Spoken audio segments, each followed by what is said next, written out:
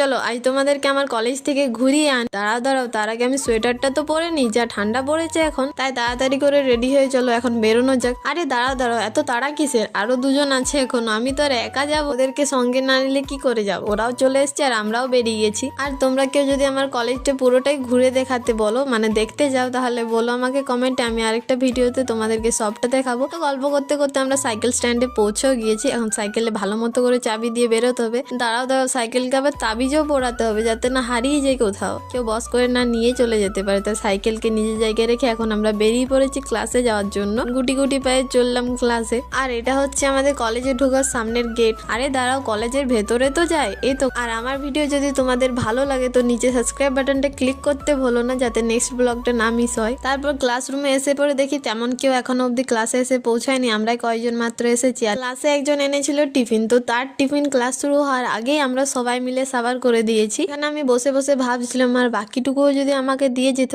বলতে বলতে সে পুরোটাই নামিয়ে দিয়ে চলে গেছে। তারপর সবাই মিলে সেটাও খেয়ে নিয়েছি। টিফিন খেয়ে এখন আমরা সবাই বসে বসে ফোন ঘাটছি শান্তিতে। আর হ্যাঁ, এই অবলা প্রাণীগুলোকে চিনে রাখুন, ভবিষ্যতে আমার ব্লগে আরো দেখতে পাবে তাদেরকে। তারপর আমাদের ক্লাস শেষ হওয়ার পর এখন যাবো আমরা বাড়ি, তার জন্য বেরিয়েও গিয়েছি। আর এটা হচ্ছে আমার ডিপার্টমেন্ট। রাস্তায় দেখি কারা দুজন প্রেমিক স্বর্ণ অক্ষরে তাদের নামে দেওয়ালে লিখে দিয়ে গেছে। তারপর রাস্তায় আখের রস খেয়ে আবার বাড়ির জন্য নিয়ে পর বাড়ি চলে এসেছি। তো টাটা সবাইকে, দেখা হচ্ছে নেক্সট ব্লগে।